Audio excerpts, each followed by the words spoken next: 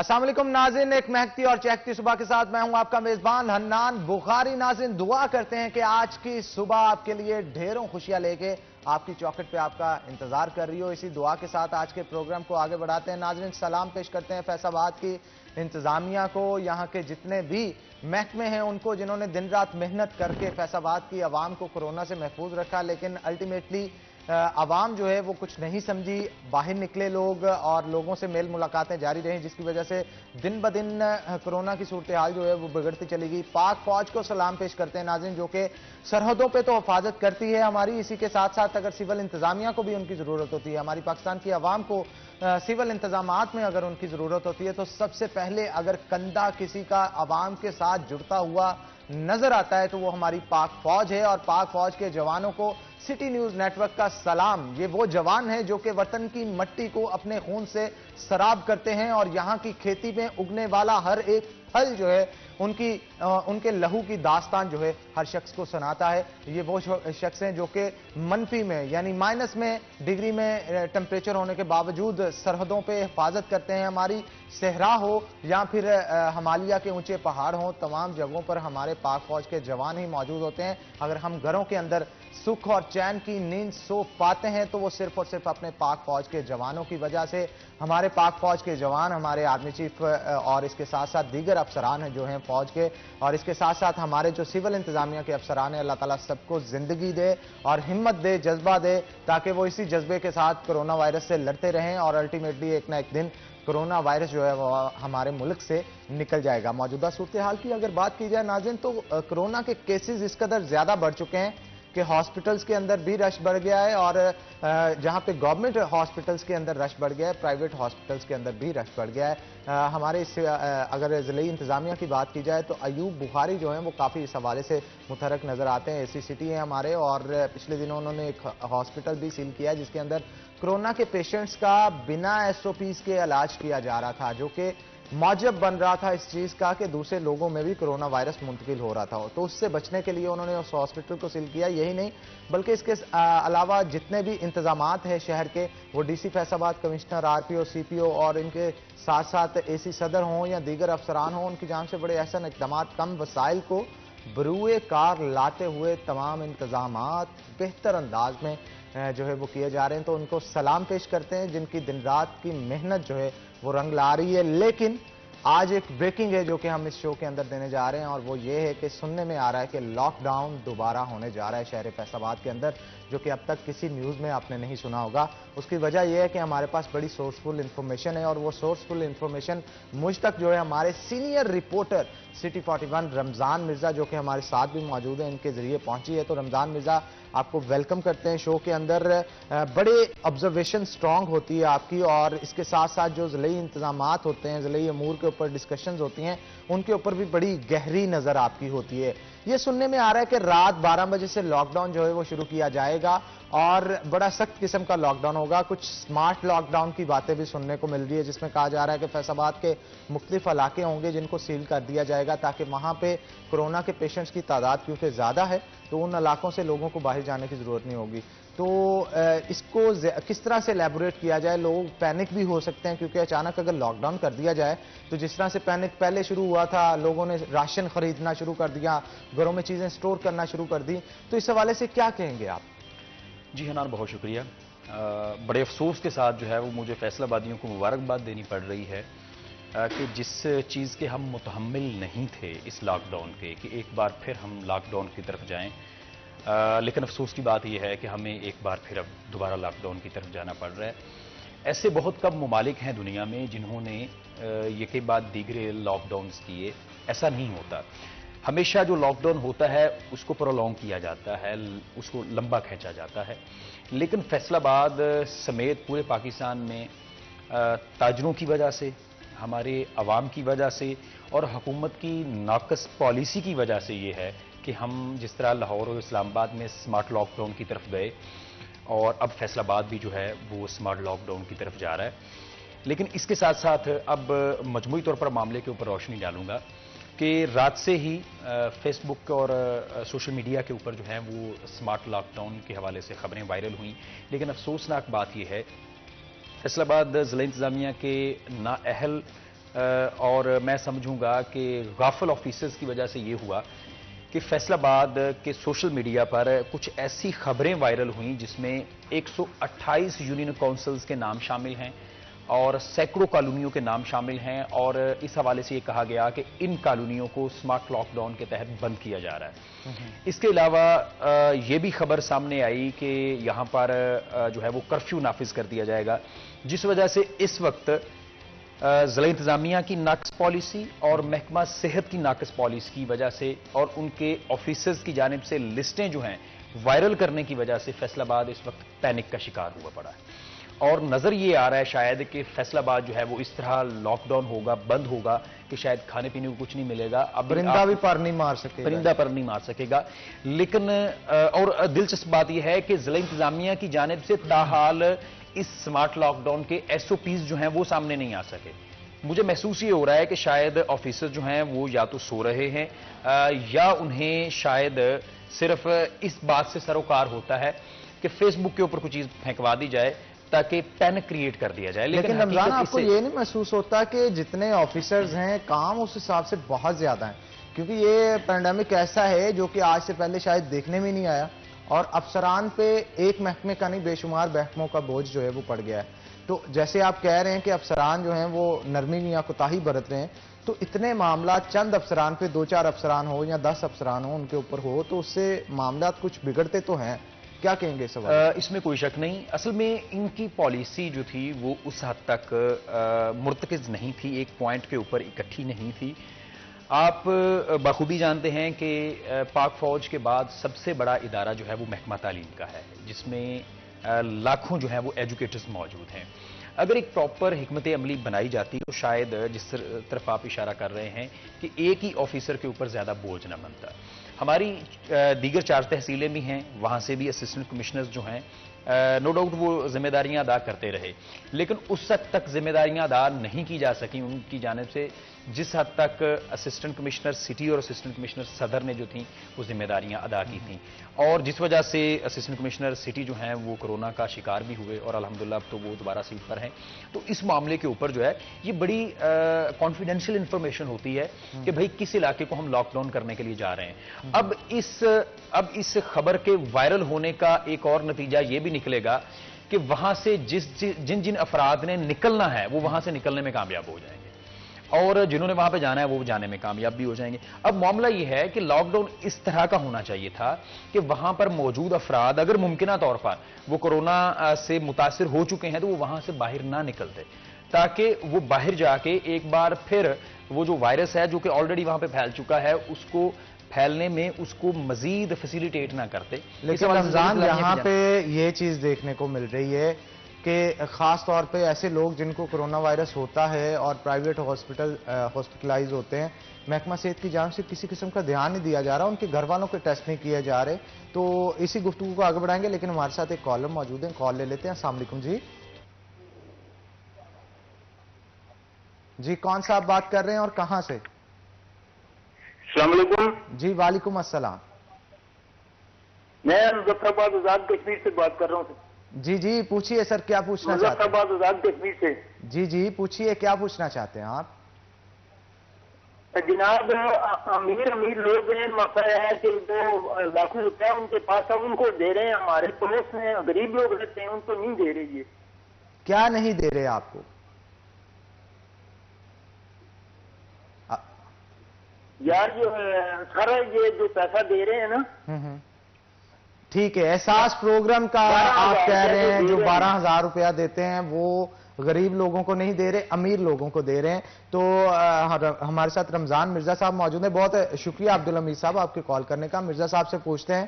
तो आजाद कश्मीर से कॉल थी मिर्जा साहब, उनका कहना है कि एहसास प्रोग्राम में कोताहियां बहुत ज्यादा हैं, गरीब और मुस्तहिक लोग जो उसके ठीक मुस्तहिक थे उनको नहीं दिया गया, ऐसे लोगों को नवाज दिया गया जिनको इसकी जरूरत नहीं थी मौजूदा सूरत के अंदर। तो आप क्या समझते हैं, क्योंकि जिला इंतजामिया की जानिब से जो इंतजामात किए गए थे उसको आपने बड़ी गहराई के साथ ऑब्जर्व भी किया, वहां पे जो लोग आते थे, आप मेल मुलाकातें आपकी उनके साथ भी रहीं, उनसे भी पूछा आखिर कौन इसका मुस्तहिक है कौन नहीं है, तो जो सूरत हाल आपको नजर आई, आप एहसास प्रोग्राम के हवाले से ओवरऑल थोड़ा सा बता दीजिएगा, ताकि जो लोग सुन रहे हैं और जिन तक इसके पैसे नहीं पहुंचे, वो अप्लाई करना चाहते हैं, तो क्या वो करें इस हवाले? हनान, जिस तरह अब्दुल हमीद साहब बात कर रहे थे, वो किसी हद तक बात बड़ी दुरुस्त थी।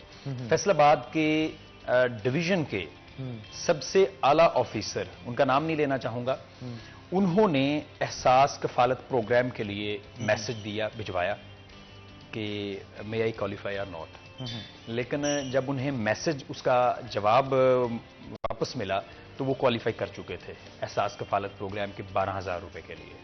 फिर उन्होंने जो यहाँ के रीजनल हेड हैं, वो PMS ऑफिसर हैं, उन्हें बुलाया और उन्हें बताया कि आपके इस एहसास कफालत प्रोग्राम में सुकम मौजूद हैं कि मैं इस लेवल का एक ऑफिसर होने के बावजूद क्वालिफाई कर रहा हूं, जिसका मतलब ये है कि कोई बंदा भी क्वालिफाई कर सकता है। लेकिन बहुत सारी अलार्मिंग सिचुएशन, बड़ी अलार्मिंग सिचुएशन थी, जिसके बाद उन्होंने उस क्राइटेरिया को थोड़ा टाइट किया। देखा यह जाता है कि आया कि इसके ऊपर, इस नाम के ऊपर कोई बैंक अकाउंट मौजूद है, ये भी देखा जाता है, इसके ऊपर कोई प्रॉपर्टी मौजूद है। लेकिन कई एक बार चीजें जो हैं वो किसी हद तक मिस हो जाती हैं, जिसका नतीजा ये निकलता है जिस तरह वो बता रहे थे। लेकिन जो मेरी ऑब्जर्वेशन है, वहां पर बेशतर लोग वो मौजूद थे मुख्तलिफ एहसास कफालत प्रोग्राम्स पे, ऑलमोस्ट 99% वो लोग मौजूद थे जो कि उसके किसी ना किसी तरह हकदार बनते हैं, क्योंकि इससे पहले ये बेनजीर इनकम सपोर्ट प्रोग्राम के तहत ये रकूम की तकसीम जारी थी। तो मौजूदा सूरत हाल में नई रजिस्ट्रेशन भी की गई थी, तो उसमें बेवाओं के अलावा दीगर अफराद को भी शामिल किया गया था। मिर्जा साहब हमारे साथ एक कॉलर हैं, कॉल ले लेते हैं। अस्सलाम वालेकुम जी। जी वालेकुम सलाम सर। जी, कौन साहब बात कर रहे हैं और कहां से?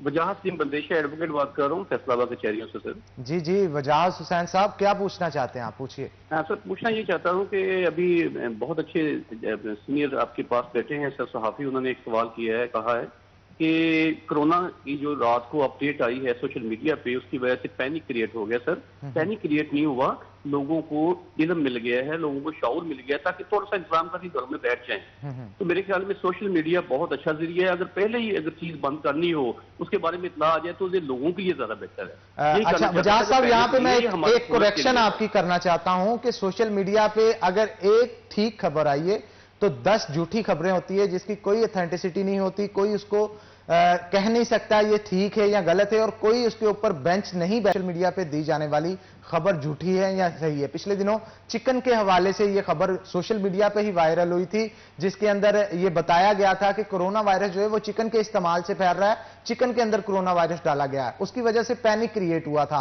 हमारे बताने का ये मकसद होता है कि बताने का तरीका भी इस तरह का गवर्नमेंट का होना चाहिए जिससे अवाम घबराए ना।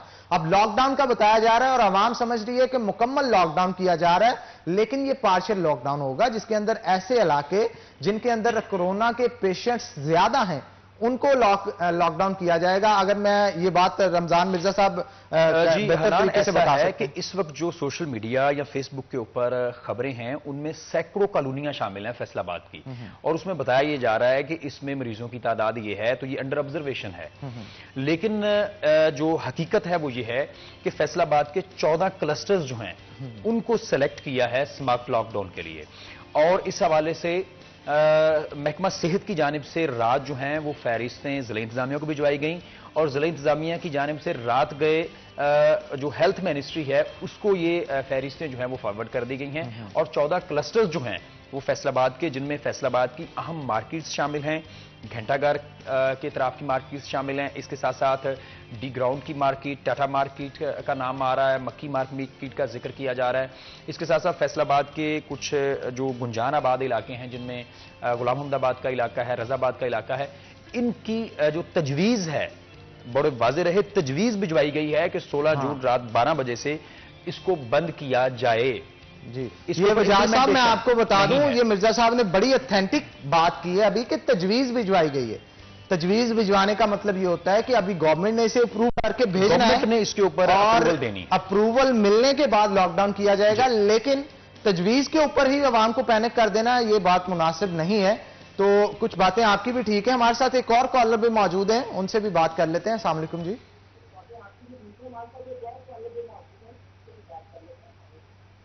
वालेकुम अस्सलाम जी, मैं चाहता हूं आप अपने टीवी का वॉल्यूम कम कर दें ताकि हम एक दूसरे की आवाज को सुन सकें।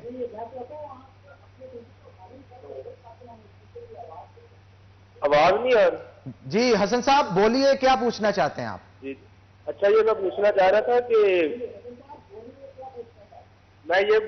था कि आप बता रहे थे मुर्गी के बारे में। मुर्गी जो इंसान 14 दिन के लिए बता रहे हैं ना कि कोरोना वायरस रहता है, तो मुर्गी जो 7 महीने में तैयार होने वाली 7 हफ्ते में तैयार हो रही है, अगर कोरोना वायरस होता तो उसके अंदर ना आता? जी हसन साहब बहुत शुक्रिया आपके कॉल करने का। आपके सवाल का जवाब मैं ब्रेक के बाद दूंगा क्योंकि ब्रेक का वक्त हो चुका है। लेकिन इसके अलावा मैं आपको एक और चीज बताना चाहता हूं। जितने भी कॉलर्स जो हमारे शो के अंदर कॉल करते हैं उनसे मैं दरख्वास्त करना चाहता हूं कि काइंडली जब आप शो के अंदर कॉल करें और आपकी लाइन प्रोड्यूसर की जानब से शो में इन कर दी जाए तो आप अपने टीवी का वॉल्यूम जो है उसको कम कर लें ताकि एक दूसरे की हम आवाज सुन सकें। तो इसी के साथ एक ब्रेक लेते हैं, ब्रेक के बाद दोबारा हाजिर होते हैं। नाज़रीन कहीं मत जाइएगा, हमारे साथ रहिएगा।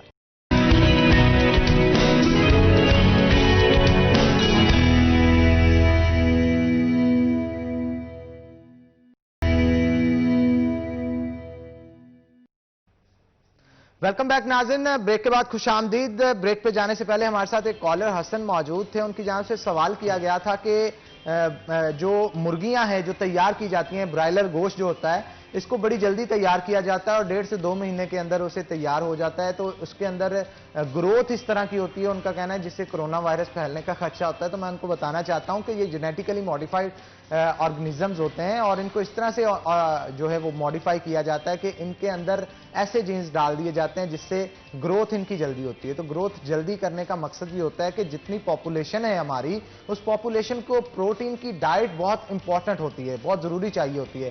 तो कम वक्त में ज्यादा प्रोटीन वाली डाइट जो है वो तैयार की गई है और चिकन जो है इसका सबसे बेहतरीन सोर्स है प्रोटीन का, क्योंकि इससे आपको चिकन मिलता है, जो चिकन के प्रोडक्ट्स मिलते हैं या इसके अलावा सब्जियों में जो इस्तेमाल करते हैं या घर के अंदर हंडिया जो बनाते हैं, उससे आपकी बॉडी की नीड प्रोटीन की जो है वो मुकम्मल हो जाती है। इसलिए बेहतरीन ग़िज़ा है, किसी किस्म का पैनिक होने की जरूरत नहीं। हाँ अलबत्ता एक चीज इसके अंदर मौजूद होती है, वो ये है कि इसको सम टाइम ऐसे होता है कि स्टीरॉइड्स के इस्तेमाल के साथ इसको जल्दी बढ़ाया जाता है। तो उसके ऊपर भी महकमा सेहत या फिर दीगर जो मामलात हैं वो उनको देखते हैं और देख के इस तरह के जो ब्रायलर पैदा करने वाले लोग होते हैं या बनाने वाले लोग होते हैं तो उनको तलब कर दिया जाता है, उनको अलग कर दिया जाता है और उन मुर्गी खानों को जुर्माने भी किए जाते हैं। तो जंग के साथ हमारे साथ एक कॉलर भी मौजूद है, कॉल भी लेते हैं। अस्सलाम वालेकुम जी। हेलो अस्सलाम वालेकुम। जी वालेकुम अस्सलाम, कौन सा आप बात कर रहे हैं और कहां से? जी सर मैं मोहम्मद इमरान बात कर रहा हूँ फ्राम अहमदपुर सियाल जिला जैन से। जी जी इमरान साहब पूछिए, क्या पूछना चाहते हैं? मिर्जा रमजान रिपोर्टर साहब को जी मेरा सलाम। सर मैं पूछना ये चाहता था, एक तो हमारे एरिया में अहमदपुर सियाल में यहाँ पर डिटॉल इतना महंगा हो गया और एक नंबर तो है ही नहीं सर। जो गूगल सर्चिंग की है उस पर अगर शीशे की बाटल में मिले तो वो डिटॉल एक नंबर, मतलब प्लास्टिक की छोटी बोतलों में है सर, उसका कोई मतलब है वो नहीं है। एक तो ये है कि वो प्लीज इस पर थोड़ी सी निगरानी की जाए और हमें अवेल किया जाए। डिटॉल तकरीबन है ही नहीं, शॉर्टेज पूरी तहसील 2 लाख की आबादी में तो यहाँ पर डिटॉल है ही सर। जी इमरान साहब बहुत शुक्रिया आपके कॉल करने का और बड़ा अच्छा पॉइंट है जो कि आपकी तरफ से रेज किया गया।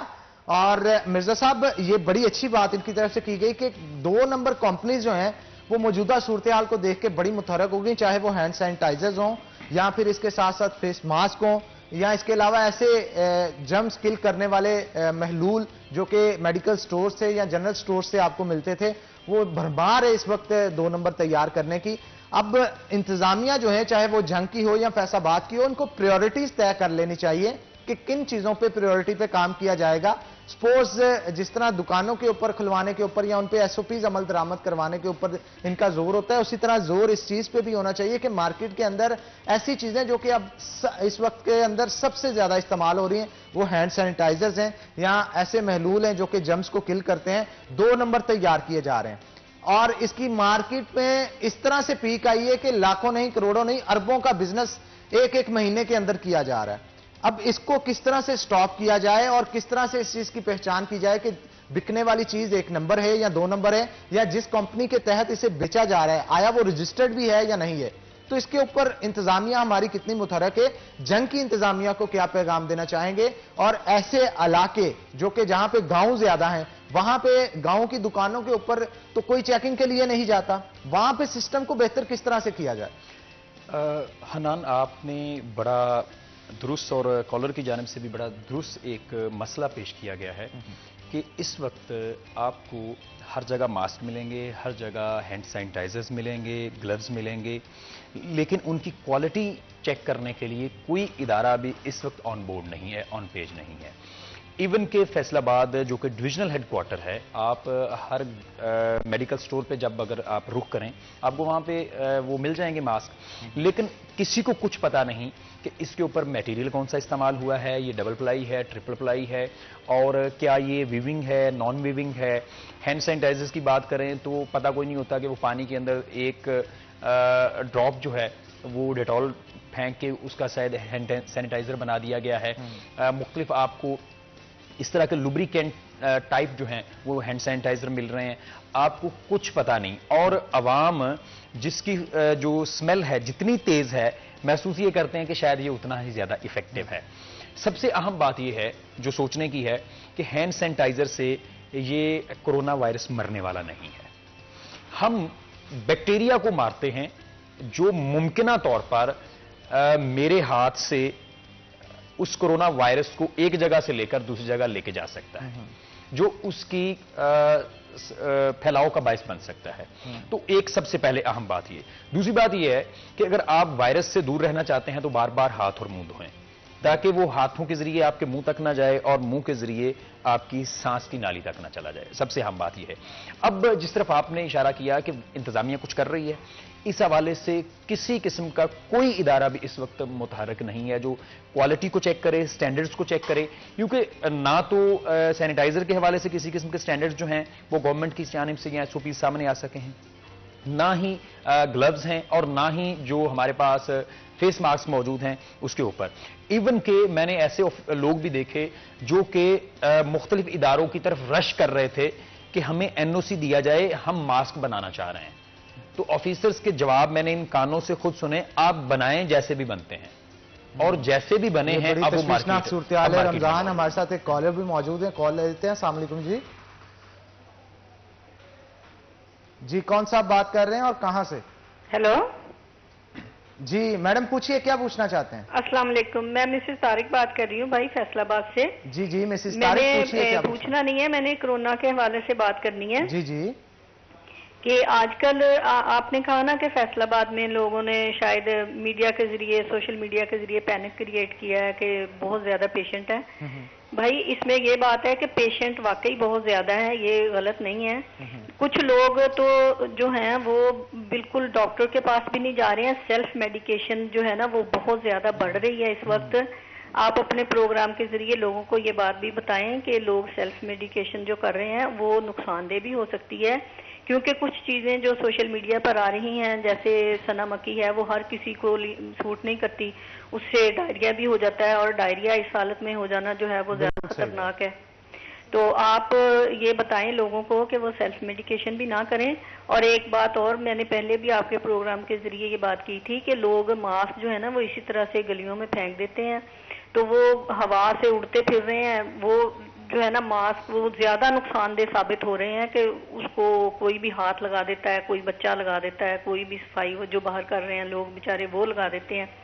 तो ये भी आप बताएं, और सेल्फ मेडिकेशन के बारे में भी बताएं कि लोग हर सुनी सुनाई बात पर अमल करके खुद घर में मरीजों को ट्रीट ना करें, इस तरह से वो ज्यादा संगीन सूरत हाल पैदा कर लेते हैं। जी मिसेस तारिक, बहुत शुक्रिया आपका आपके कॉल करने का, क्योंकि बड़े ही इंपॉर्टेंट पॉइंट्स हैं जो कि आपकी तरफ से उठाए गए हैं। तो हम नाजरीन को लाजमन ये कहते हैं कि जब आप कोई मास्क इस्तेमाल कर लेते हैं तो किसी ना किसी डस्टबिन में या शॉपर में उसे लिपेट के जो है वो प्रॉपर तरीके से डिस्कार्ड किया जाए, क्योंकि खुदा न खास्ता अगर आप कोरोना वायरस से इन्फेक्टेड हैं तो उस मास्क के अंदर भी वो जर्म्स मौजूद हैं जो कोरोना वायरस जो है फैलाते हैं। तो इसलिए आप मास्क का भी इस्तेमाल, और दूसरा सेल्फ मेडिकेशन के हवाले से बड़ी बेहतरीन बात की गई। तो ऐसे लोग जो कि हॉस्पिटल जाने से डरते हैं और चाहते हैं कि घर के अंदर अपना इलाज करें, तो उनके लिए मैं इंफॉर्मेशन यहां पर शेयर करता चलूँ। वो इंफॉर्मेशन ये है कि अलाइड हॉस्पिटल की जांच से स्मार्ट टेलीफोन जो है वो इंट्रोड्यूस करवाया गया है, स्मार्ट हेल्पलाइन इंट्रोड्यूस करवाई गई है, जिसके अंदर अगर आप कॉल करते हैं, उनको अपने सिम्टम्स बताते हैं, तो उसके मुताबिक आपको क्राइटेरिया के अंदर रखते हुए वो मेडिकेशन आपको बताएंगे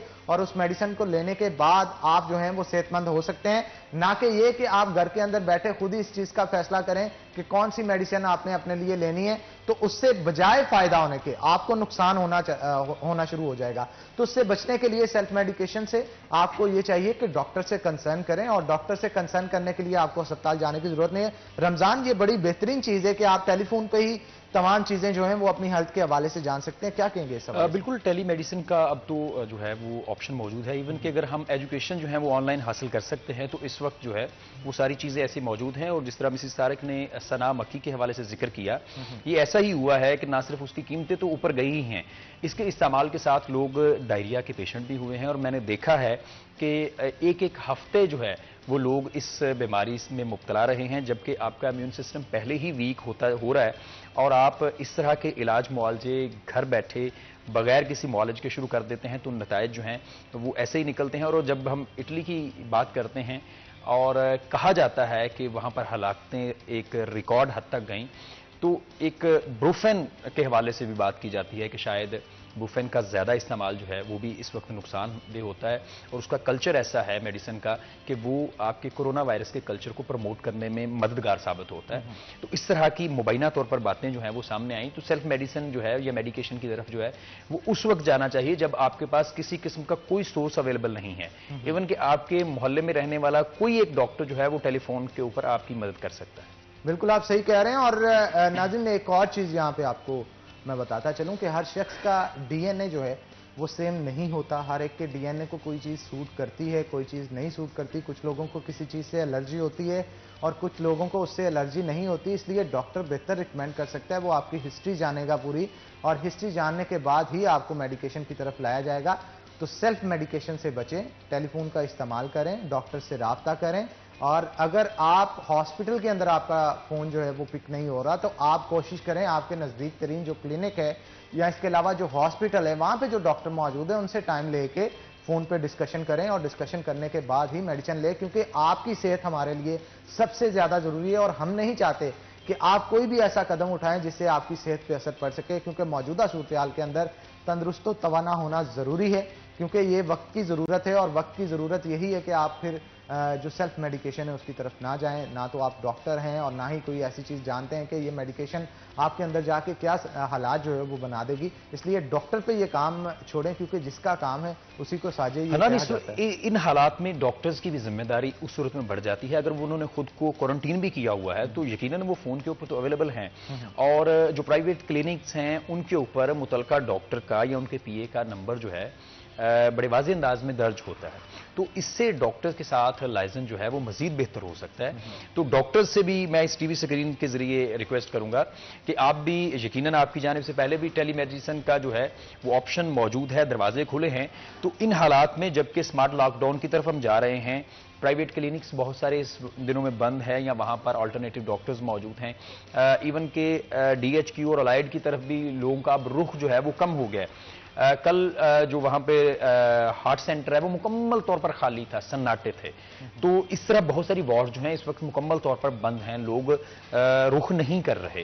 तो डॉक्टर्स जो हैं उन्हें चाहिए कि वो भी मुश्किल की इस घड़ी में, जहाँ पर वो पहले ही फ्रंट लाइन हीरो हैं हमारे, इस वक्त टेलीमेडिसिन में भी वो अपनी जिम्मेदारी अदा करें। टेलीमेडिसिन में बिल्कुल जिम्मेदारी अपनी अदा करें। लेकिन मैं यहाँ पे नाज़रीन बताता चलूँ, हमारे फैसलाबाद के डॉक्टर्स ने अपनी जानों की परवाह किए बिना जो है हमारे जितनी भी अवाम है उनको सर्व किया है। और यकीन जानिए मेरी दिल से उनके लिए दुआ निकलती है, क्योंकि 180 के करीब कहा जा रहा है कि डॉक्टर्स हैं जो कि कोरोना वायरस के पेशेंट वायरस का शिकार हो चुके हैं। मेरे अपने बहुत अजीज दोस्त जो कि डॉक्टर्स हैं और ड्यूटीज परफॉर्म कर रहे थे अलाइड हॉस्पिटल में, सिविल हॉस्पिटल में, वो भी कोरोना वायरस का शिकार हो चुके हैं। और यकीन जानिए घर पे होने के बावजूद ऑक्सीजन लगी हुई है उनको, लेकिन अगर मेरा कोई रिलेटिव बीमार होता है जिसको कोरोना वायरस ना भी हो, उसके हवाले से भी मेडिकेशन पूछनी हो डॉक्टर से, तो वो हम वक्त मैसेजेस का रिप्लाई करते हैं। तो सलाम है उनकी हिम्मत को, सलाम है तमाम डॉक्टर्स की हिम्मत को जिन्होंने अपनी जान की परवाह नहीं की और हमारी फैसलाबाद की आवाम जो है उसको कोरोना वायरस से निजात के लिए उनकी मेडिकेशन उन्होंने जारी रखी, अपनी ड्यूटियां परफॉर्म कर रहे हैं। तो उन सब के लिए सलाम पेश करते हैं। नाज़रीन, इसी के साथ एक ब्रेक लेंगे, ब्रेक के बाद दोबारा हाजिर होते हैं। कहीं मत जाइएगा, हमारे साथ रहिएगा।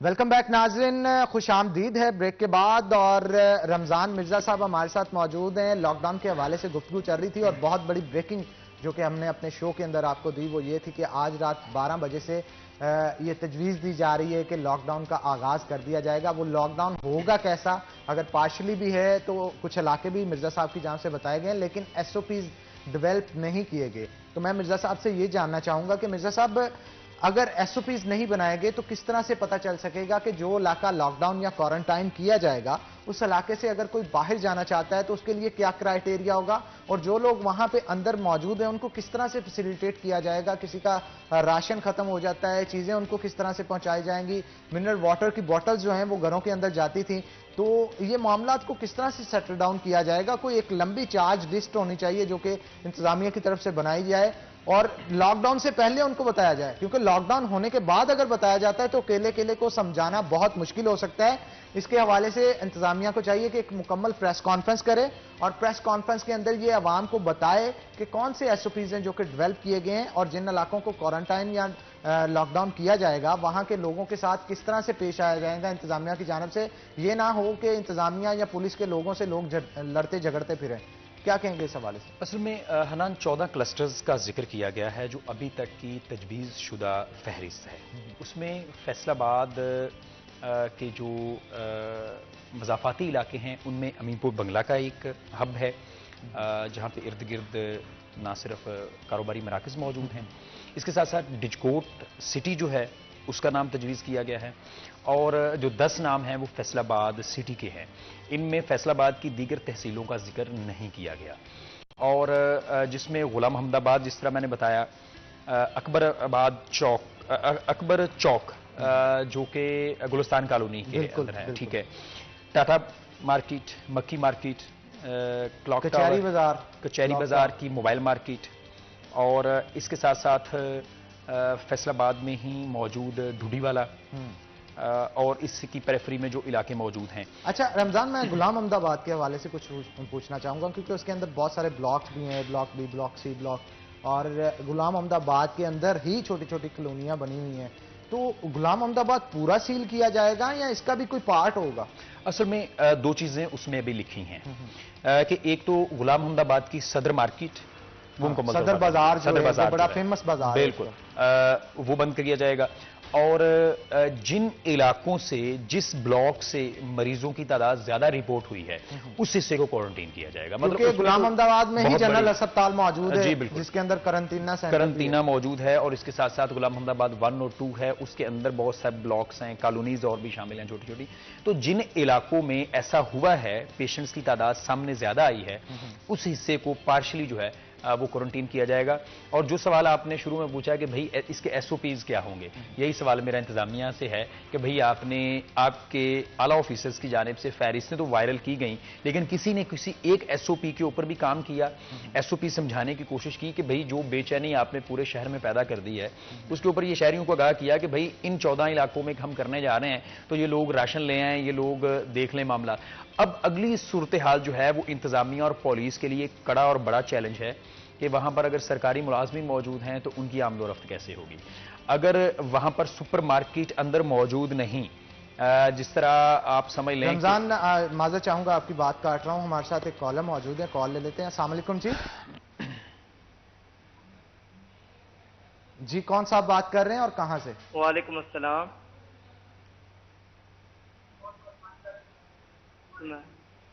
मैं हसन बात कर रहा हूँ चुनाव नगर से। जी जी अनायत हुसैन साहब पूछिए, क्या पूछना चाहते हैं?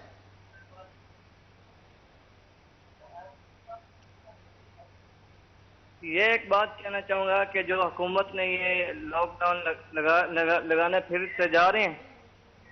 जी जी बहुत शुक्रिया आपकी कॉल का। वही सवाल रमजान के लॉकडाउन जो लगाने जा रहे हैं वो कब से होगा और क्या SOPs होंगे, वही उसी के हवाले से अनायत साहब हम गुफ्तगू जो है वो जारी थी। तो रमजान मिर्जा साहब की तरफ दोबारा चलूंगा, पूछता हूँ कि क्या SOPs होंगे। SOPs तो उनका कहना है कि अब ये चाहिए कि अफसरान बनाए, लेकिन गवर्नमेंट हम हर चीज का कायदा जो है वो अफसरान पे फाड़ता चले जाएं तो ये भी बात गलत होगी। गवर्नमेंट क्या कर रही है?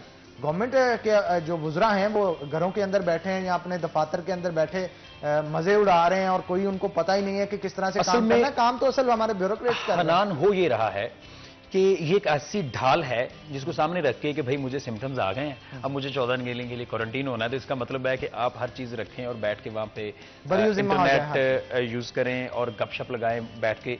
ये सूरत हाल है। बहुत सारे लोगों ने ऐसा किया है, बहुत सारे ऑफिसर्स ने ऐसा किया है, अरकान असम्बली ऐसा कर रहे हैं और आइंदा आने वाले दिनों में भी ऐसा करेंगे। उसके उनको दो फायदे होते हैं कि तो करना कुछ नहीं पड़ता, दूसरा ये है जिम्मेदारी कोई नहीं। और जब आप ये कह देते हैं ना सिम्टम्स हैं मुझे, तो आपके पास भी कोई नहीं जाता और आपको कह दिया जाता है कि आपको बिल्कुल खुली छुट्टी है कि आप एंजॉय करें इन दिनों को। अब ये है कि भाई अगर इन दिनों में आप खुद को क्वारंटीन कर लेंगे तो वो अवाम जिन्होंने आपको वोट की दिया है, सपोर्ट दी है, या वो अवाम जिनके टैक्स से आपको तनख्वाह दी जाती है, वो किसके इस वक्त भरोसे में हैं, वो किस तरफ देखें। तो गवर्नमेंट को इसके ऊपर एक वाज़ेह पॉलिसी जो है वो अभी भी मुरतब करने की जरूरत है। और जिला इंतजामिया फैसलाबाद को जो लिस्टें उन्होंने वायरल की हैं उससे पहले एसओपीज वायरल करने की जरूरत थी कि ये एसओपीज होंगे अगर किसी इलाके में जो है वो लॉकडाउन होता है। मैंने जिक्र किया था जब 26 फरवरी को पहला केस हमें रिपोर्ट हुआ था, 26 फरवरी के अब तक हमने क्या चीजें डेवलप की हैं? कुछ भी हमने डेवलप नहीं किया। हमने कहीं पर भी स्कूलिंग नहीं की, हमने कहीं पर भी एजुकेशन नहीं दी कि अगर इस तरह की नागहानी सूरत हाल में क्या करना है। नेशनल डिजास्टर मैनेजमेंट अथॉरिटी और पंजाब डिजास्टर मैनेजमेंट अथॉरिटी, इनकी जिम्मेदारी थी इन तमाम चीजों के ऊपर फौरी काम करते और फौरी जिम्मेदारियां सौंपते, लेकिन कुछ भी नहीं हुआ। हमने बहुत सारे बहरान जो हैं उनको फेस कर रहे हैं। आने वाले दिनों में बहरान जो हैं वो और भी संगीन हो जाएंगे और लगता यह है कि 2020 इसी तरह गुजर जाएगा।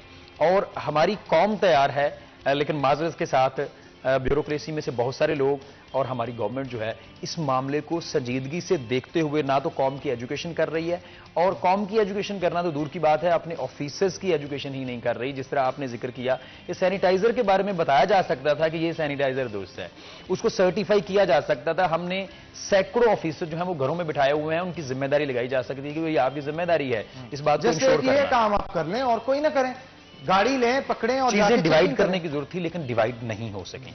और हमने यकीन जानिए, मैं खुद देखता हूं ना, जो हमारे जिला के डीसी साहब हैं, हमारे मोहम्मद अली साहब हैं, और इसके साथ साथ हमारे जो एसी सिटी अयूब बुखारी हैं, एसी सदर उमर मकबूल हैं, ये इतना बर्डन है इनके ऊपर के दीगर अफसरान तो नजर ही नहीं आते।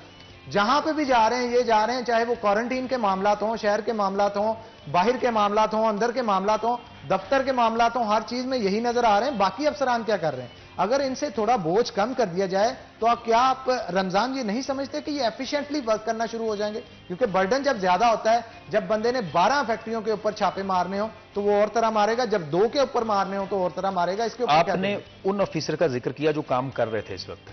हमारे महकमा माहौलियात के इंस्पेक्टर्स और डिप्टी डायरेक्टर कहाँ हैं? हमारे सीओ कॉर्पोरेशन कभी कभी नजर आए, हमारे डीजीपीएचए सीओ कॉर्पोरेशन नजर आया आपको? कभी कभी, मैंने वही कहा, डीजीपीएचए नजर आए कभी कभी।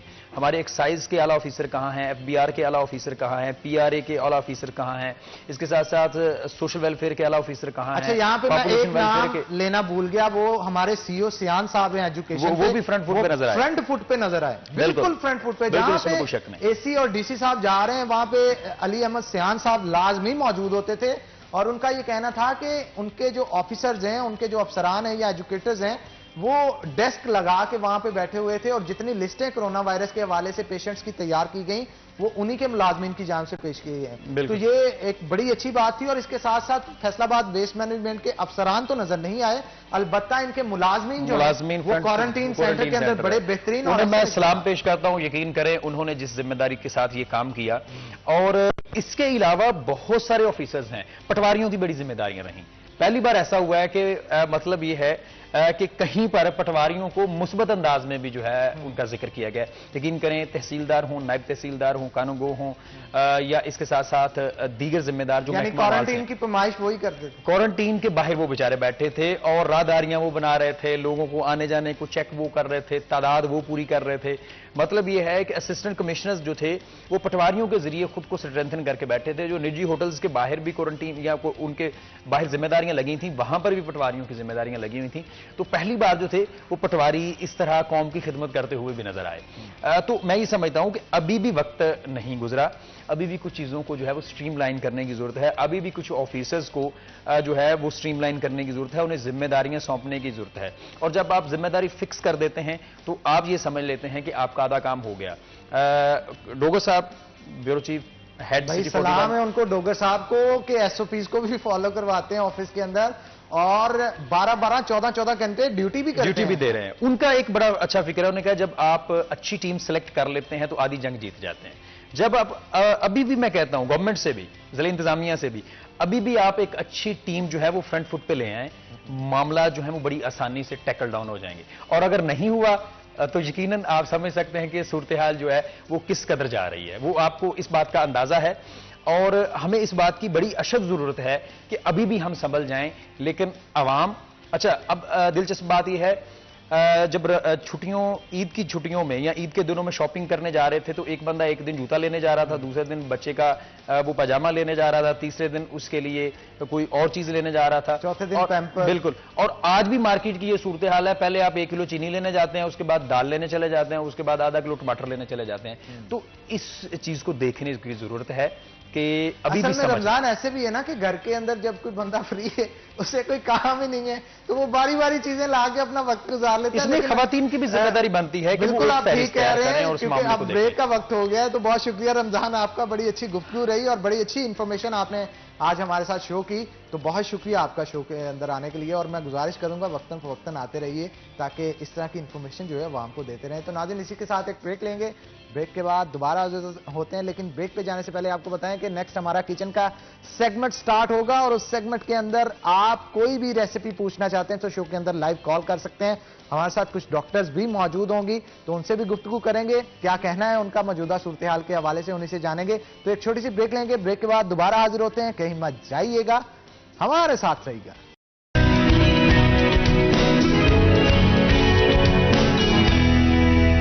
बताएं कि इसका साइज कितना होना चाहिए, क्योंकि स्टेक के अंदर साइज मैटर करता है, तो साइज के हवाले से बताइएगा। और ये भी बताइएगा कि कितनी क्वांटिटी में आपको लेना चाहिए और कौन कौन से इंग्रेडिएंट्स है जो इसके अंदर शामिल होंगे। जी, चिकन का हमने फिला ले लेना है। फिला ये वो फुल साइड फिला होता है, से डबल, इसको हमने ले लेना। लेने के बाद मैंने वैसे तो ये फुल साइज का होता है, मैंने इसको हाफ कट कर दिया है। हाफ कट इस वजह से कर दिया ताकि ये अच्छे से पक जाए और टेस्ट इसके मतलब इसमें रच जाए। अच्छा, ये कहा जाता है अक्सर स्टेक के लिए जिस चिकन का, मीट का, चाहे वो बीफ हो जिसको आप इस्तेमाल कर रहे हैं, वो ज्यादा मोटा पीस नहीं लेना और ज्यादा बारीक नहीं लेना जी। तो इसके लिए थिकनेस इसकी कितनी होनी चाहिए, थोड़ा सा इस हवाले से भी बता दीजिएगा, जिससे ऑडियंस को पता चल सके कि इसको पकाने में दुश्वारी का सामना ना हो। अगर पीस जरा ज्यादा मोटा होगा तो वो गल नहीं सकेगा, उसमें वो मैरिनेशन उसकी सही से बन नहीं सकेगी। अगर आप ज्यादा पतला पीस, हल्का पीस ले लेंगे तो वो बहुत ज्यादा हार्ड हो जाएगा जब आप उसको ग्रिल करेंगे।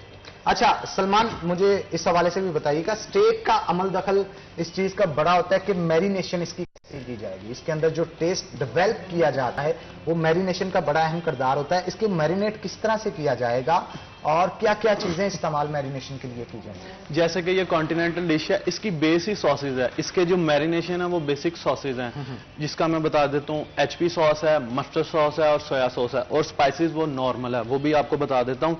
इसकी मैरिनेशन सबसे पहले मैं आपको बता देता हूँ। आपने चिकन को ले लेना है, चिकन की कटिंग भी हमने आपको अच्छे से आपने इसको वॉश कर लेना। वॉश करने के बाद इसमें हमने HP सॉस डालनी है, मस्टर्ड सॉस डालनी है, सोया सॉस डालनी है, विनीगर डालेंगे। अगर HP सॉस आपके पास अवेलेबल नहीं है तो उसकी जगह आप चिली सॉस डाल सकते हैं। ये नहीं कि अगर वो नहीं है तो आप रुक जाएंगे, स्टेक नहीं बनाएंगे। आप उसको कंटिन्यू करें।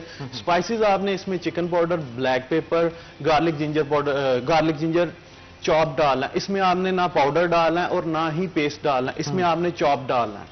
चॉप डाला जाएगा। अच्छा, घी का कितना अमल दखल है इसमें, घी में तैयार करेंगे अब आज हम हबीब बनास्पति में या हबीब कुकिंग ऑयल में? जी, हम कुकिंग ऑयल में इस्तेमाल करेंगे। जैसा कि अगर हमारा ऑयल अच्छा होगा, ऑलरेडी उसकी लुक अच्छी आएगी, उसका टेस्ट अच्छा आएगा, खुशबू तो अच्छी आएगी ही। बिल्कुल आएगी, क्यों नहीं आएगी। ये खास तौर पे आपको बताता चलो हबीब कुकिंग ऑयल के हवाले से, इसके अंदर ओमेगा 3 फैटी एसिड है, ओमेगा 3 फैटी एसिड के साथ साथ ओमेगा 6 फैटी एसिड भी मौजूद है, जो कि हार्ट की हेल्थ के लिए बड़ा ही जबरदस्त चीज है। फ्लॉ कैटलिस्ट है। फ्लॉ कैटलिस्ट क्या करता है, ऐसे मरीज, ऐसे पेशेंट्स जो कि हार्ट के पेशेंट है और ब्लड रेगुलेशन जो है, यानी उनका ब्लड प्रेशर अप डाउन होता रहता है, तो उनके ब्लड रेगुलेशन को बेहतर करने के लिए फ्लॉ कैटलिस्ट इसके अंदर मौजूद है। डबल रिफाइंड क्वालिटी के साथ इसे मेंटेन करके बनाया गया है। और इसके साथ साथ ये भी बताता चलो, इसके अंदर न्यूट्रिएंट्स और विटामिन बहुत सारे मौजूद हैं। विटामिन ए मौजूद है जो कि आपके विजन को यानी नजर को तेज करता है। विटामिन डी मौजूद है जो कि आपकी कैल्शियम अब्जॉर्प्शन के अंदर एक अहम किरदार अदा करता है। तो अगर आपने अपनी हड्डियों को मजबूत करना है तो हबीब कुकिंग ऑयल को इस्तेमाल करें ताकि आप तंदुरुस्त व तवाना रह सकें।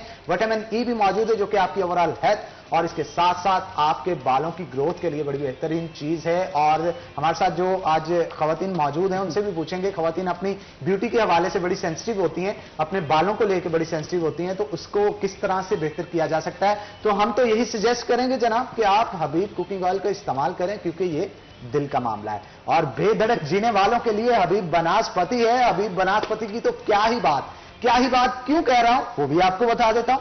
असल में हबीब बनास्पति के अंदर 1% से भी कम ट्रांस फैट है। अगर आप मार्केट के अंदर से कोई भी बनास्पति का प्रोडक्ट खरीदते हैं तो उसके अंदर 20% से ज्यादा ट्रांस फैट होती है। अब वो ट्रांस फैट करती क्या है? ट्रांस फैट आपके हार्ट को डैमेज करती है और नुकसान पहुंचाती है।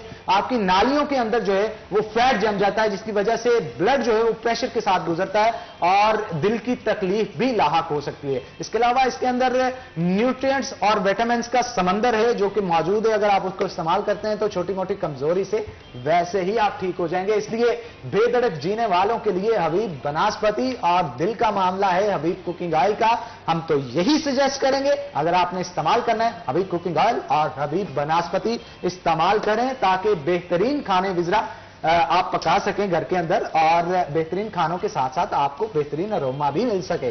तो मैं चाहता हूं शेफ सलमान इसको प्रोसीड करें और हमें साथ साथ ब्रीफ करें थोड़ा सा कि अब हम इसे स्टार्ट किस तरह से करेंगे।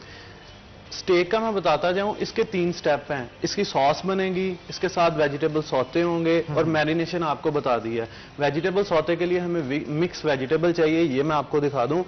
टाइम हमारे पास कम होता है, इस वजह से हमने पहले इसको कट करके बॉईल कर लिया। इसको अच्छा, मिक्स वेजिस के अंदर हमें चाहिए क्या क्या चीज ये भी बता दें, क्योंकि मुझे इसके अंदर पोटैटो, कैरेट और इसके साथ साथ मटर कुछ जी ये 3 चीजें ही चाहिए। इसके अलावा इसमें आप ब्रोकली यूज कर सकते हैं, एस्पैरागस, जो भी आपको वेजिस जो भी पसंद है आप उसको बॉईल करके वेजिटेबल सौते कर सकते हैं। इसका टेस्ट बहुत ही जबरदस्त होता है, आप इसको वैसे भी सौते करके अच्छा, मुझे यहाँ पे मस्टर्ड सॉस नजर आ रही है। नाज़रीन मैं पूछता हूँ इसका क्या किरदार है, क्योंकि ये बड़ी जबरदस्त सॉस है और खाने का मजा दुबाला कर देती है। स्टेक के अंदर कैसे यूज करेंगे इसे? कॉन्टिनेंटल की ओरिजिनल रेसिपी ही इसी के साथ बनती है। अच्छा, इसका खट्टा मिट्टा जायका जो होता है ना, वो आपके मुंह में पानी ला देता है। मेरे मुंह में भी पानी की नदियां, तैयबा भी हमारे साथ मौजूद है, विजरा भी मौजूद है, पानी की नदियां मेरे मुंह में इस वक्त बह रही हैं इसे देख के। और जब स्टेक के साथ इसे इस्तेमाल किया जाएगा तो यकीनन मजा दुबाला हो जाएगा। इसे कहते हैं कि सोने पे सुहागा कर दिया जाएगा। तो शेफ सलमान देखते हैं आज हमारे लिए क्या तैयार कर रहे हैं और इसको किन किन चीजों से सोने पे सुहागा जो है वो सजाएंगे। तो हमारे साथ कुछ गेस्ट भी मौजूद है, मैं चाहता हूं तब तक आप इसे तैयार करें और इसकी उठती हुई खुशबू से हमारा दिल लुभाएं। लेकिन हमारे साथ कुछ गेस्ट भी मौजूद हैं, उनसे भी गुफ्तगू करेंगे। गेस्ट भी हमारे इंपॉर्टेंट है। आज हमारे साथ साइकोलॉजिस्ट कुछ मौजूद हैं, हमारे घरों के अंदर क्या प्रॉब्लम्स हैं, उन प्रॉब्लम्स को कैसे फेस किया जाए और किस तरह से मौजूदा सूरत हाल के अंदर निपटा जाए। मौजूदा सूरत हाल के हवाले से मैं बता रहा था ब्रेक पे जाने से पहले, वो ये था कि लॉकडाउन किया जा रहा था। लॉकडाउन की वजह से एक पैनिक क्रिएट हो रहा है। तो पैनिक को रोकने के लिए हमें अपने आप पे काबू रखना, अपने दिमाग पे काबू रखने की बहुत जरूरी है। तो इसी से हवाले से गुफ्तगू करने के लिए आज हमने सीनियर डॉक्टर हैं हमारे साथ, विजरा, उनको दावत दे रखी है, साइकोलॉजिस्ट हैं और उनके साथ एक खूबसूरत डॉक्टर और भी मौजूद हैं जो कि तैयबा हैं। तो तैयबा भी साइकोलॉजिस्ट हैं, दोनों हमारे साथ मौजूद हैं। मजीद गुफ्तगू जो है इस हवाले से करेंगे। पहले मैं चाहूंगा विजरा की तरफ चलूं। विजरा, बताइएगा, लॉकडाउन का कहा जा रहा है और सोशल मीडिया पे ये खबर देखने के बाद थोड़ा पैनिक सा क्रिएट हो गया है। अब पैनिक को किस तरह से कंट्रोल किया जाए, ये कोई अनोखी चीज नहीं है, पहले भी हो चुका है। तो इसमें पैनिक होने की जरूरत नहीं है। पैनिक होने की वजह से आपका इम्यून सिस्टम वीक हो जाता है, इम्यून सिस्टम वीक हो जाए तो सारा निजाम ही धर्म भरम। क्या कहेंगे इस हवाले से? अस्सलाम वालेकुम। पहले तो वालेकुम thank you so much for inviting me again in your show. जहाँ तक पैनिक की बात है, जैसे हमने लास्ट टाइम भी बात की थी इस हवाले से कि जो टेंशन और एंग्जाइटी है वो हमारे इम्यून सिस्टम को वीकन करती है, आपने भी मेंशन किया। सो it is very much important कि गवर्नमेंट अगर ये लॉकडाउन की तरफ जा रही है तो इससे आने वाले जो भी आउटकम्स हैं उनको मैनेज करे, वेदर वो साइकोलॉजिकल हों या वो मेडिकल पॉइंट ऑफ व्यू से हेल्थ वाइज हों। तो इस हवाले से हमने एक छोटी सी काविश की है, रिफा यूनिवर्सिटी के प्लेटफॉर्म से हमने एक फ्री ऑनलाइन हेल्पलाइन कोविड-19 के हवाले से शुरू की है, जिसमें हम अपने फ़ोन कॉल्स के ऊपर हम काउंसलिंग सर्विसेज प्रोवाइड करेंगे, यानी फ्री ऑफ कॉस्ट होगा। जी हाँ, बिल्कुल फ्री ऑफ कॉस्ट। मैं चाहता हूँ आप वो नंबर भी एक बार अगर शेयर कर दें ताकि जो ऑडियंस देख रही है उस नंबर को से मुस्तफीद हो सके। अगर कोई साइकोलॉजिकल डिस्टर्बेंस किसी की आ रही है तो वो उसे दूर कर सके। लेकिन हमारे पास स्क्रीन पे भी वो नंबर चल रहा है, तो अगर नाज़रीन आप ऑनलाइन मुफ्त जो सर्विसेज जो हैं वो आप लेना चाहते हैं तो स्क्रीन के ऊपर नंबर दिया जा रहा है, तो आप साइकोलॉजिकल मामला जो हैं वो डिस्कस इसके ऊपर करके मेडिकेशन भी ले सकते हैं और जो समझाया जाएगा डॉक्टर्स की जान से उसको ऊपर अमल करके इससे छुटकारा भी हासिल कर सकते हैं। तो विजया से मैं चाहूंगा कंटिन्यू करें अपनी बात को। तो इस हवाले से मैं ये बताना चाह रही थी कि इस हेल्पलाइन के जरिए हम सिर्फ कोविड-19 की काउंसलिंग ही नहीं प्रोवाइड करेंगे, लोगों को दूसरे मसले भी आ रहे हैं, जैसे इरिटेबिलिटी लॉकडाउन की वजह से, घर में रहने की वजह से, जैसे आपने पहले भी मेंशन किया कि घर में बैठे कोई काम नहीं है और फिर लोग बाहर निकल रहे हैं अपने आप को कंपनसेट करने के लिए। तो हमने लोगों की इस इरिटेबिलिटी को, एग्रेशन को, रेस्टलेसनेस को मैनेज करने के लिए ये हेल्पलाइन का इजरा किया है, ताकि लोग हमें कॉल करें और हमारे ट्रेंड साइकोलॉजिस्ट, हमारी यूनिवर्सिटी के department of psychology, Riphah international university के जो ट्रेंड साइकोलॉजिस्ट होंगे, फोन कॉल के ऊपर लोगों को काउंसलिंग सर्विसेज प्रोवाइड करेंगे and it is totally free of cost. So it is a great opportunity for the Faisalabadians कि आप इससे फ़ायदा उठाएं और अपने मसले को हल कराएं। आपको कहीं जाने की ज़रूरत नहीं है, हम फ़ोन कॉल पे आपको सर्विसेज प्रोवाइड करने के लिए मौजूद हैं। ये बड़ी अच्छी चीज़ है जी नाज़रीन, अगर आप चाहते हैं कि मुफ्त सर्विसेज आपको मिले और इससे मुस्तफीद हो सकें तो स्क्रीन के ऊपर नंबर चल रहा है, आप उस पर कॉल करके साइकोलॉजिकल प्रॉब्लम्स जो हैं वो उनके साथ डिस्कस कर सकते हैं। तो इसके साथ साथ वो आपको गाइड भी करेंगे कि आप आने वाली जिंदगी के अंदर कौन से ऐसे इकदाम करें जिससे आप अपनी ओवरऑल हेल्थ को बेहतर कर सकते हैं। तो हमारे साथ तैयबा भी मौजूद हैं, तैयबा से भी गुफ्तगू कर लेते हैं। तैयबा, बताइएगा कि आप क्या कहेंगे मौजूदा सूरत हाल के अंदर हमने अपने माइंड को रिफ्रेश किस तरह से रखना है, किस तरह से पैनिक नहीं क्रिएट होने देना और किस तरह से अगर टेंशन है भी तो उसे रिलीज किस तरह से किया जाए। कुछ स्मार्ट वेज होते हैं ना कि आप अपने आप को खुद से बेवकूफ बनाते हैं, बड़ी टेंशन भी हो तो कहते हैं नहीं यार कुछ नहीं होगा, ये गुजर जाएगी। अस्सलाम वालेकुम। सबसे पहले तो ये है कि आजकल जो भी कंडीशन जा रही है, कुछ लॉकडाउन की वजह से और कुछ ये वायरस की वजह से घरों में बैठे हुए लोगों पे बहुत ज़्यादा डिप्रेशन और एंजाइटी की फीलिंग आ रहे हैं। कुछ ये कहते हैं कि फारिग जहन जो होता है वो शैतान का घर भी होता है, नेगेटिव जो थॉट्स होती हैं वो आप पे हमला और कुछ शैतान भी ये कह रहे होते हैं कि फारिग जहन जो है शैतान का घर होता है, ऐसी बात है। तो इसके लिए हमने वैसे ऑनलाइन हेल्पलाइन भी स्टार्ट किया है। उसका जो प्रोसीजर ये है कि आप वहाँ पे कॉल करके, तो आपकी जो कॉल है वो साइकोलॉजिस्ट को जो है वो रेफर की जाएगी, ट्रांसफर की जाएगी। तो वहाँ पे आप उनसे ऑनलाइन सेशन ले सकते हैं आपके किसी भी मसले से रिलेटेड। अच्छा, वैसे आजकल ये देखने को मिल रहा है कि घरेलू झगड़े बहुत बढ़ रहे हैं हमारे माशरे के अंदर, चाहे वो बहन भाई के हों, भाइयों के हों, माँ बाप के हों, हस्बैंड वाइफ के हों, बच्चों के साथ हों। तो इन मामला को टैकल करने के लिए आप किस तरह से थेरेपी देते हैं, काउंसलिंग किस तरह से करते हैं? तैयबा, मैं जानना चाहता हूं, थोड़ा सा ब्रीफ करें इस हवाले से, और अगर आपकी छोटी छोटी प्रॉब्लम्स अगर हैं भी तो उनको सॉर्ट आउट किस तरह से किया जाए?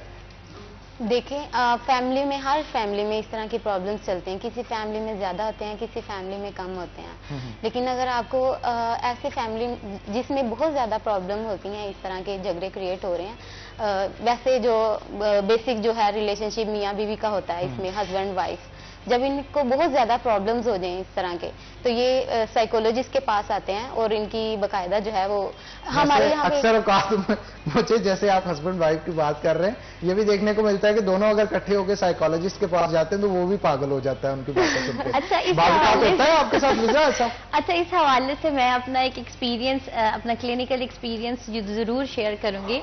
What I have learned from my clinical experience के ये जो कपल काउंसलिंग और फैमिली काउंसलिंग, और ख़ास तौर पे जब न्यूली मैरिड कपल है वो आफ्टर 2 और 3 मंथ्स उनके दरमियान में क्यों झगड़े वगैरह शुरू हो जाते हैं, जो मैंने अपने एशियन कल्चर से लर्न किया है। मुझे देखने में मेरा एक्सपीरियंस ये कहता है कि शादी से पहले हम लोग, क्योंकि शादी is a full of the package of the responsibilities, और हम लोग क्या करते हैं कि we are not trained to learn how to handle all these responsibilities after having the marriage. हम शुरू से ही वो स्टोरीज और फिल्में देखकर सब एक फैंटेसी क्रिएट की हुई होती है कि शादी इज समथिंग लाइक जन्नत की कुछ चीजें और bed of roses and all that. यानी आपके कहने का मकसद है जन्नत की नहीं जहन्नम की नहीं, I'm not saying like that, but मैं ये कह रही हूँ कि it is a full of the responsibilities। हम उन responsibilities और जो relationship हमने जाके opt करने हैं उनके बारे में कोई planning नहीं करते, ना ही उनके हवाले से कोई हमारी लॉजिकल रीजनिंग होती है। हम अपने आप को चेंज नहीं करना चाह रहे होते, क्योंकि हर स्टेप और हर event of the life is a process for transition.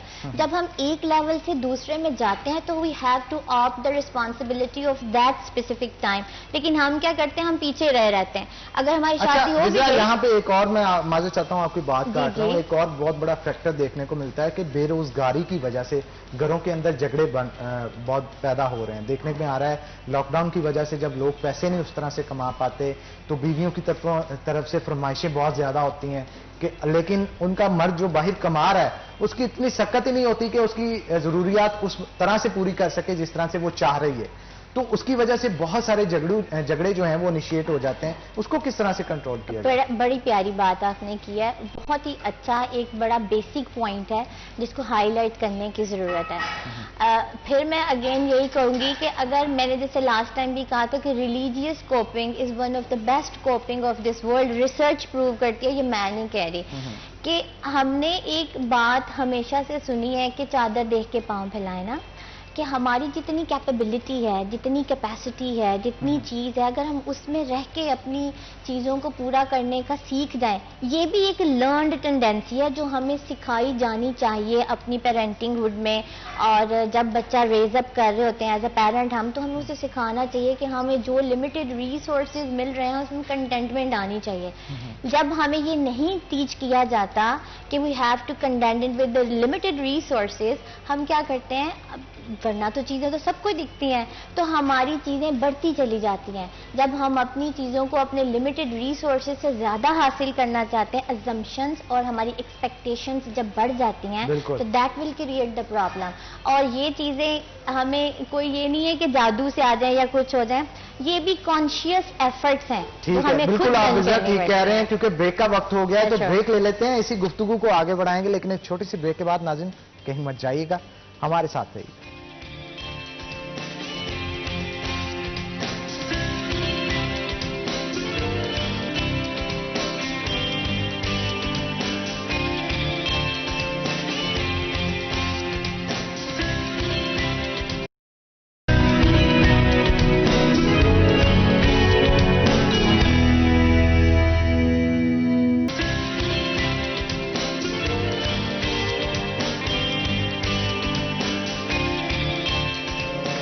जैसा कि आप देख सकते हैं कि स्टेक को हबीब कुकिंग ऑयल के अंदर तैयार किया जा रहा था और अभी कुछ देर के लिए इसे जो है वो बंद कर दिया जाता है ताकि हीट प्रॉपर मिल सके और अच्छे तरीके से पक सके।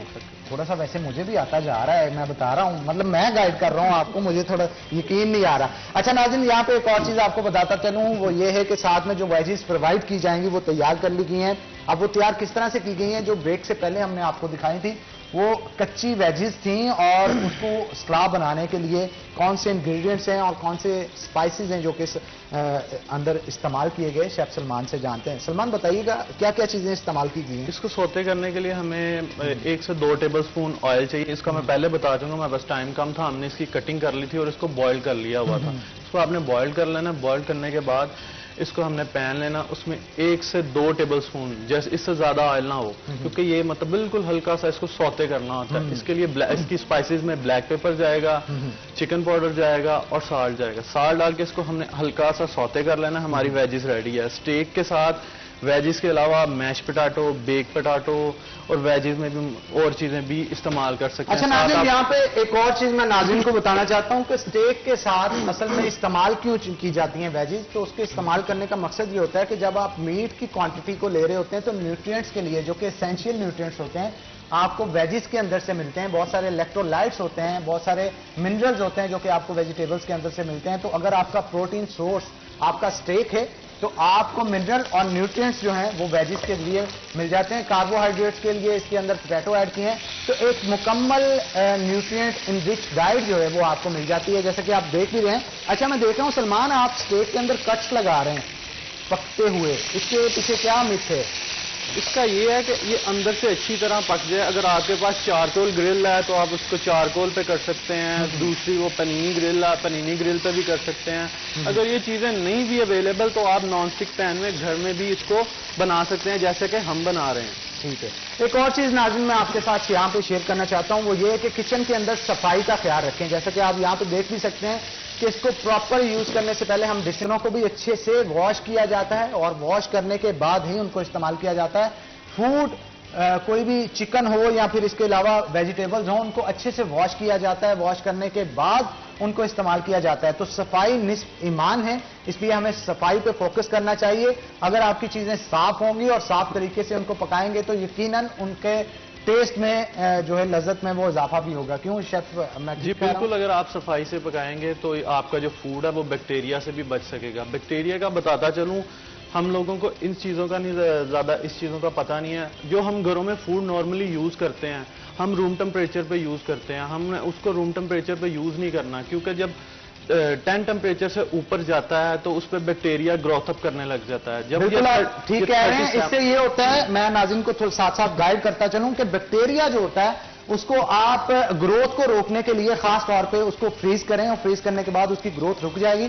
और जब वो ग्रोथ रुक जाएगी तो आप जब भी उसे निकाल के इस्तेमाल करना चाहेंगे तो इस्तेमाल कर सकते हैं। पिछले दिनों भी शेफ सलमान ने ये बताया था कि अगर आप मीट को लंबे अरसे तक प्रिजर्व करना चाहते हैं तो बैग के अंदर वैक्यूम कर लिया जाए, एयर को सक कर लिया जाए और उसे -20 पे फ्रीज कर दिया जाए। 6 महीने तक आप उस फूड को इस्तेमाल कर सकते हैं। तो ये बड़ी अच्छी इंफॉर्मेशन है जो कि वक्तन फवक्तन हम अपने नाजरीन के साथ शेयर करते रहते हैं। तो हमारे साथ कुछ गेस्ट भी मौजूद हैं। ब्रेक पे जाने से पहले उनसे गुफ्तगू चल रही थी।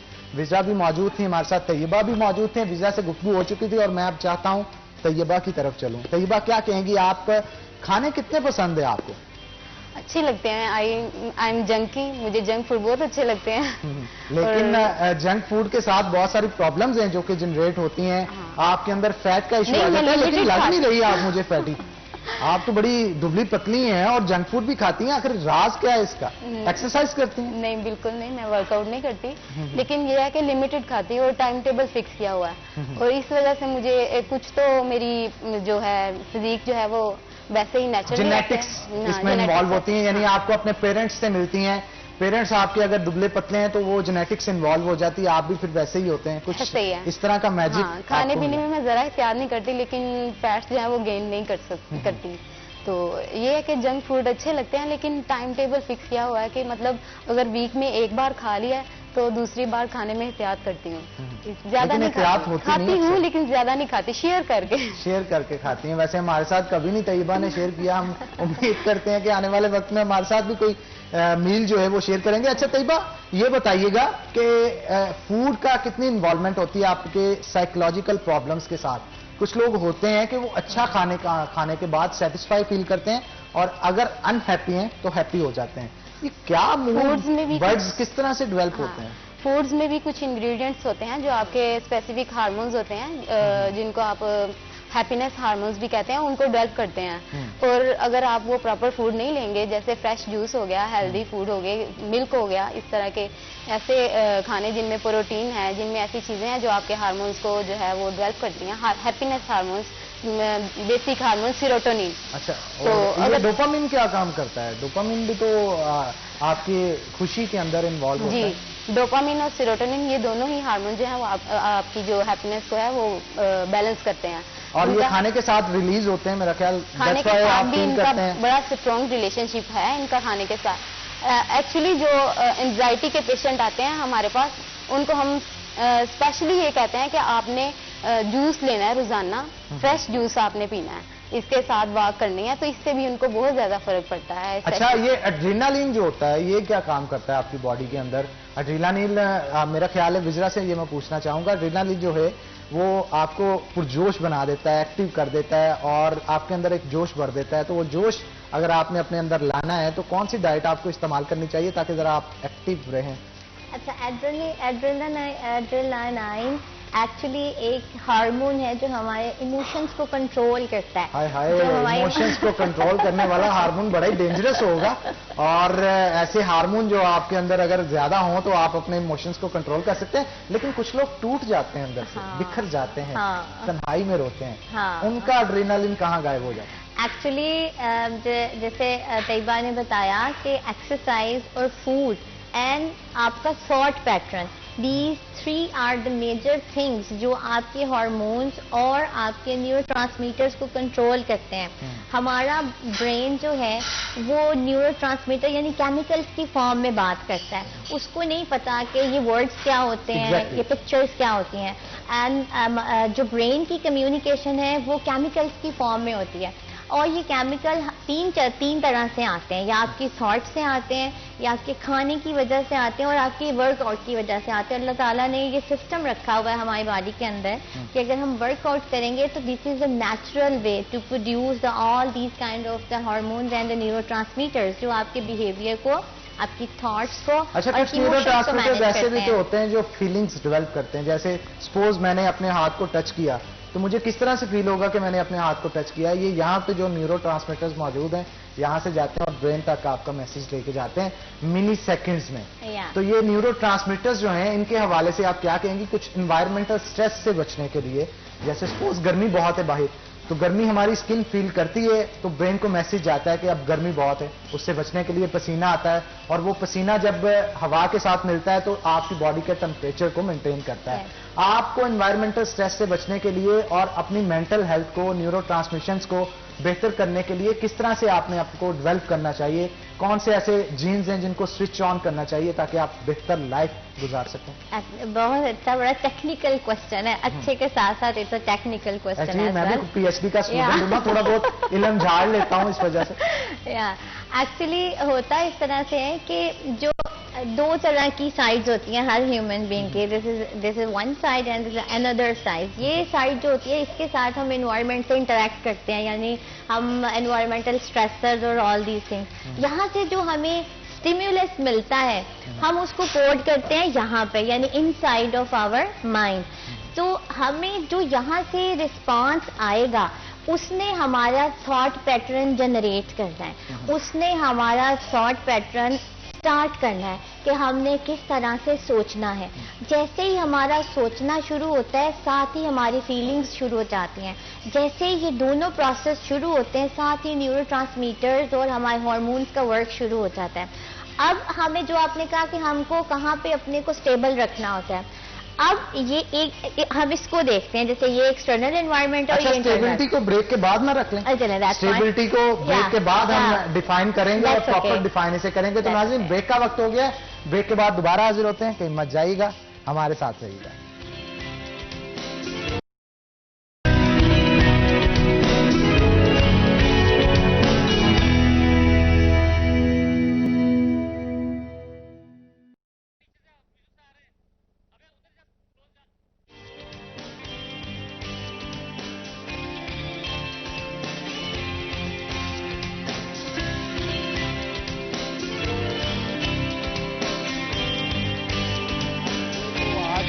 Welcome back. पहले तो नाज़रीन को सलमान, मुझे बनाते हुए जरा डर लग रहा है, ये छींटे बड़े उड़ रहे हैं आज ऑयल के, और स्टेक बनाना बड़ा डेंजरस काम है फिर इसका मतलब। नहीं, डेंजरस नहीं है, दरअसल हमने अच्छे से अताइयों के लिए डेंजरस है, जैसे मैं अभी अताई हूँ एक खाना बनाने के लिए, तो मेरे लिए मेरा ख्याल ये डेंजरस काम है। आप अच्छे से मतलब कोई भी आपका मीट है उसको ड्राई कर लें तो ये प्रॉब्लम नहीं आएगी। हमारे पास टाइम कम। अच्छा नाज़रीन, देख सकते हैं आप कि मैं इसे वक्तन फवक्तन पका रहा हूँ और किसी एक जगह पे टिकने नहीं दे रहा। उसका मकसद ये है कि नीचे से ये पैन के साथ लगना शुरू हो जाता है, चिकन जलना शुरू हो जाता है। तो हमारी कोशिश है चिकन जले नहीं और साथ साथ इसे पकाते रहें ताकि इसका जो टेस्ट है वो बेहतरीन हो। और मुझे अभी डर लग रहा है क्योंकि छींटे काफी उड़ रहे हैं, तो स्टेक बनाने के लिए आपको कुछ ना कुछ तो कुर्बानी देनी होगी, वो मैं दे रहा हूँ। अब शेफ सलमान कोई नई चीज ही डाल के बनाना शुरू हो गया। मैं पूछना चाहता हूँ ये क्या है आप? ये जी इसकी सॉस बनाने लगे हैं। सॉस की रेसिपी बता दूं, इसके लिए हमें बटर चाहिए, बटर और जो फ्लोर चाहिए, सादा जो मैदा होता है नॉर्मल। मैदे को लेके हम हल्का सा बटर में रुस्क करेंगे। अच्छा, मैदा पहले बटर को आप मेल्ट कर लेंगे गर्म करके और उसके अंदर मैदा जो है वो मैदा डाल के उसको, ये मुझे दीजिए जी, उसको हल्का सा रुस्क कर लेना है। जैसे आपने देखना है इनकी वो मैदा जुड़े ना, हल्का सा पैन के साथ जुड़े ना, आपने हल्का सा इसको रुस्क करके इसमें दूध ऐड कर लेना है। दूध, हमारे पास दूध भी मौजूद है नाज़रीन आपके लिए। हर चीजें पहले से जो है वो मौजूद हैं ताकि किसी किस्म की कमी कोताही ना रह जाए और जो ऑडियंस हमारी देख रही है उनके लिए बेहतरीन चीजें हम तैयार कर सकें। तो मेरी विश है कि नाज़रीन जो जो हमें देख रहे हैं हम उनके साथ बैठ के ये चीजें ट्राई कर सकें ताकि एक अच्छी इन्वायरमेंट, अच्छा इन्वायरमेंट जो है वो बना सके हम। तो दूध ऐड कर दिया गया है जैसा कि आप देख सकते हैं। अच्छा, मुझे ये भी थोड़ा सा शेफ सलमान बताइएगा, इसको कितनी देर के लिए हम पकाएंगे और किस तरह का कलर इसका डेवलप होगा या टेक्सचर डेवलप होगा जिसके बाद हम इसे इस्तेमाल कर सकते हैं, उतार सकते हैं? इसका येलो ब्राउन सा कलर होगा तब ये कंप्लीट होगी। वैसे इसका कुकिंग टाइम है जो मैक्सिमम 10 मिनट है। ठीक है, इसको हमने हल्का सा पकाना शुरू करना है। पकाने के बाद हम इसमें स्पाइसेस भी कुछ ऐड होते हैं, वो स्पाइसेस का ही सारा कमाल होता है। तो तलबा के मुंह में पानी आ रहा है, मैं यहाँ से देख सकता हूँ और ऑब्जर्व कर सकता हूँ। तो विज़रा भी स्माइल कर रही है, उनको भी वेट है। क्यों विज़रा, खाना कैसा रोमा लग रहा है आपको? खाना तैयार किया जा रहा है जो यहाँ पे काफी अपीलिंग लग रहा है। हम लोग यही एक्चुअली डिस्कस कर रहे हैं कि हाँ, मैं यहाँ पे डिस्कस कर रहा हूँ और विज़रा और तैयबा वहाँ पे डिस्कस कर रही है कि खाना बड़ा जबरदस्त बन रहा है और जबरदस्त बनेगा भी क्योंकि हबीब कुकिंग ऑयल के अंदर तैयार किया जा रहा है। हबीब कुकिंग ऑयल के अंदर तैयार किया जाने वाला खाना अताइयों के हाथ से भी अच्छा बन जाता है। तो मैं भी एक अताई हूँ इसलिए मैं बना रहा हूँ, लेकिन मुझे महसूस हो रहा है कि अच्छा बन रहा है। तो विज़रा, बड़ी जबरदस्त चीज होती है कि एक आदमी को ये खाना बनाना आ जाए। उससे ये होता है कि आपका वो भाई है तो वीकेंड के ऊपर जब फ्री होता है तो आपको बना के खिला सकता है। हस्बैंड है तो सोने पे सुहागा है। और इसके साथ साथ अगर आपका बेटा है तो भी माँ जो है वो काफी खुश होती है। तो क्या कहेंगे इस हवाले से आप? मेरे ख्याल में ये तो बड़ी स्ट्रॉन्ग फैमिली बाउंडिंग की रिफ्लेक्शन है कि आपके लिए कोई कुक करे। इट्स वेरी इम्पॉर्टेंट थिंग कि आपको बड़ा अच्छा, बड़ा लवेबल सा फील होता है कि आपकी फैमिली का कोई इम्पॉर्टेंट पर्सन आपके लिए कुछ कुक करता है, स्पेशल डे बना दिया जाता है उसको आपके लिए।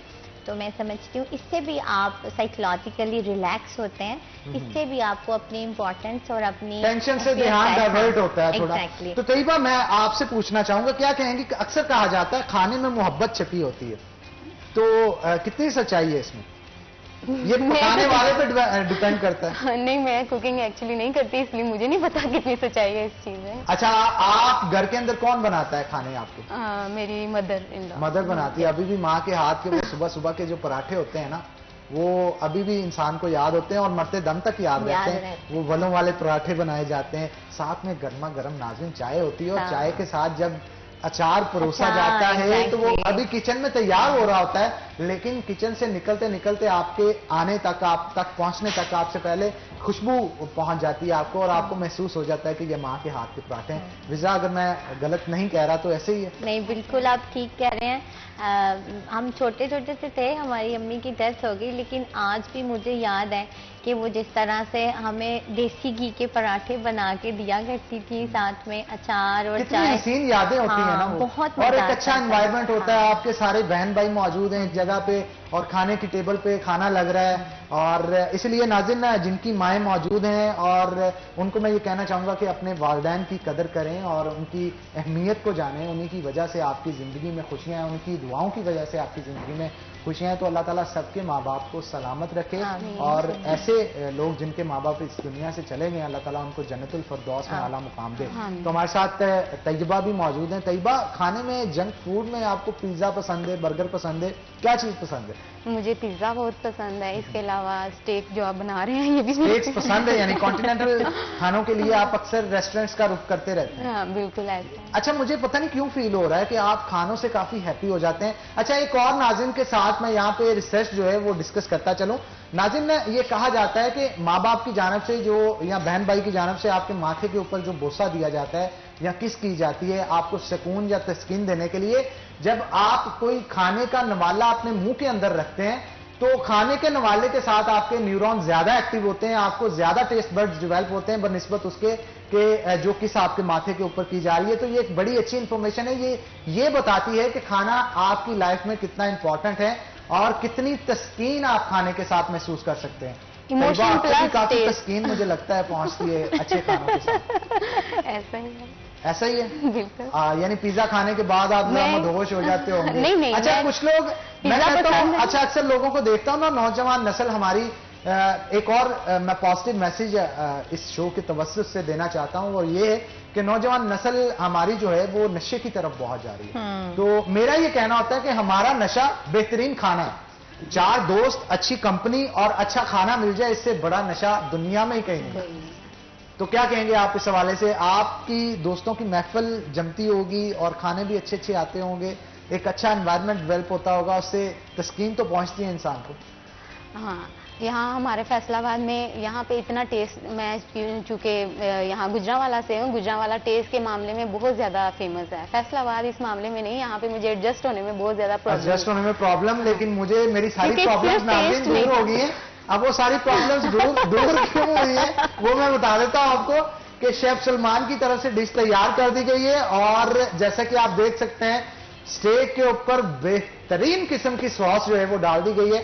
सॉस के साथ वेजिस भी मौजूद हैं और मैं थोड़ा सा इसे प्लेट को घुमाना चाहूंगा। उसकी वजह ये कि आपको शायद स्टेक और सॉस नजर आ रहा होगा, वेजिस नजर नहीं आ रही, तो वेजिस भी इसके साथ मौजूद हैं और उसके साथ लेमनेट तैयार कर दिया गया है। मैं शेफ सलमान से गुजारिश करूंगा, शो का वक्त कम है और लेमनेट के लिए खास तौर पे कोई रेसिपी छोटी सी बता दें ताकि लोगों को पता चल सके स्टेक के साथ जो लेमनेट बनाना है वो किस तरह से बनाया जा सके। सिंपल सी रेसिपी है, आप लेमन ले लें, मिंट ले लें, इसको किसी ग्लास में या किसी मग में डाल के इसको अच्छे से थोड़ी सी बॉटल डाल के आपने मैश कर लेना।